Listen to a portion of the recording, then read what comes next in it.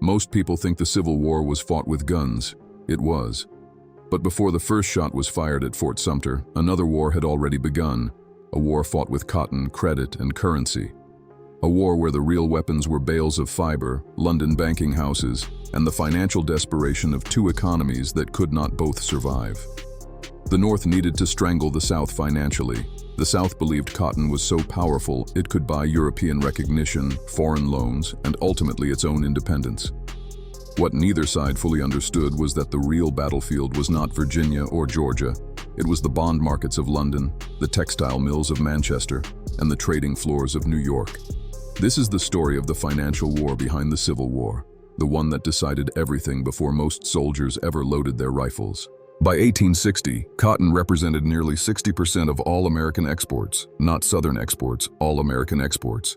Every banker in New York and every mill owner in Manchester understood this perfectly. The South had convinced itself of something called King Cotton diplomacy, the theory that Britain and France needed Southern cotton so desperately they would never allow the Confederacy to be strangled. Jefferson Davis genuinely believed economic necessity would force Europe to their side within months. There was truth buried inside this belief. Roughly 80% of British cotton imports came from the American South when the Union blockade tightened. The cotton famine hit Britain hard, and hundreds of thousands of workers lost their jobs. But Davis made one catastrophic miscalculation.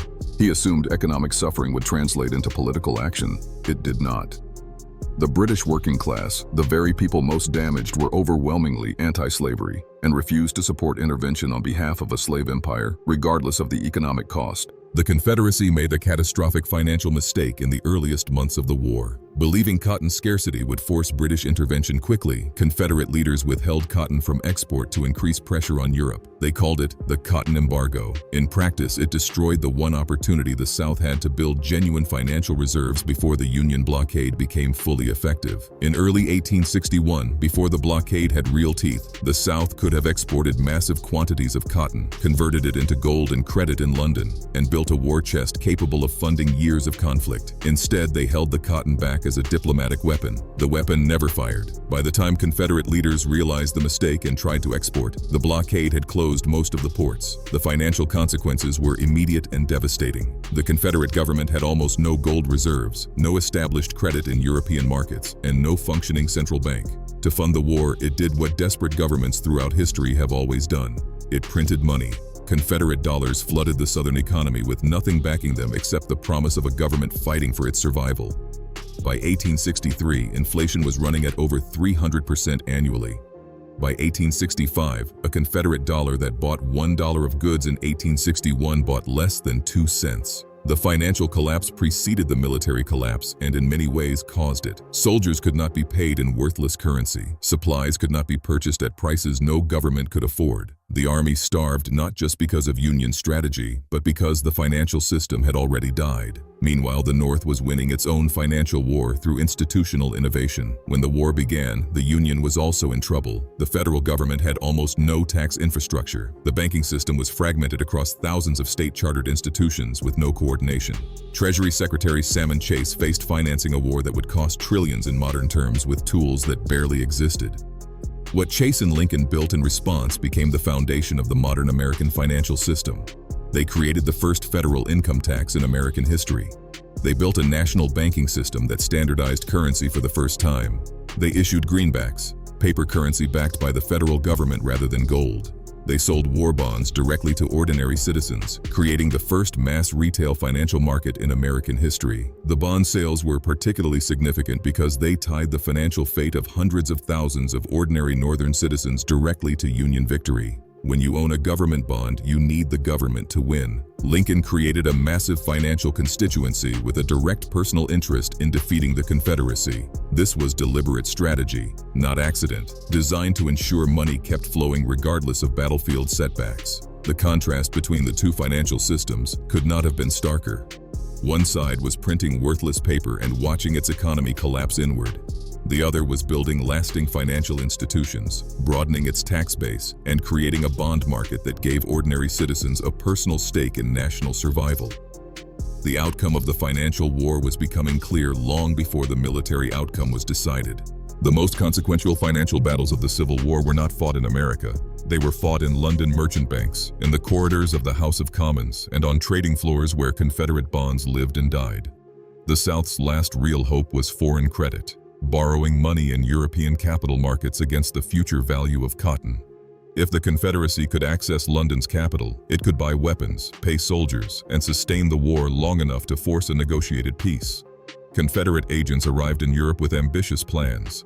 Henry Hotz ran a propaganda operation in London designed to build sympathy among British opinion makers.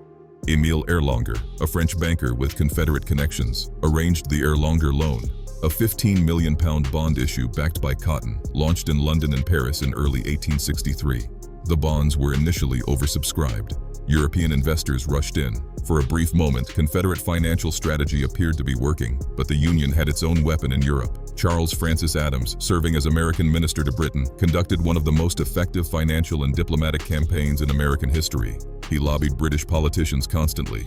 He ensured that the true state of Confederate finances, the hyperinflation, the worthless currency, the collapsing economy, was communicated clearly to every European investor considering Confederate bonds. The Erlanger bonds began collapsing almost immediately. The Confederate government intervened in the market to prop up the price, spending desperately needed cash buying its own bonds to prevent a public collapse.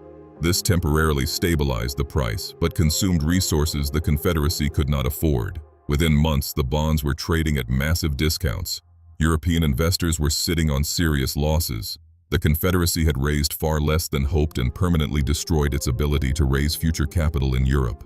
The deeper reason Confederate foreign finance failed was straightforward. European investors were rational actors. To lend money to the Confederacy, they needed to believe it would survive, win, and repay. As Union military success accumulated, Gettysburg in July 1863, Vicksburg the same month, that belief became impossible. The financial markets were predicting Confederate defeat long before it happened on the battlefield. The Union, by contrast, maintained European access throughout the war. American securities remained credible because the Union had the industrial capacity, the population, the tax base, and the military momentum to back them. When European investors compared Union bonds to Confederate bonds, the choice became clearer every single month. By 1864, the financial war was over, even if the military war continued. The Confederacy had no foreign credit, worthless currency, and no ability to supply its armies. When Sherman marched through Georgia, he was not just destroying military infrastructure.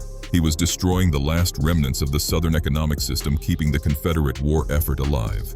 The Civil War ended at Appomattox in April 1865. But the financial verdict had been delivered long before. Cotton had not been king. Credit had been king. The side with the better financial system, the more credible currency, and the deeper access to capital won, exactly as it always does. Armies fight battles, economies win wars. Subscribe to Finance Origins, where the real history of money gets told. Finance Origins.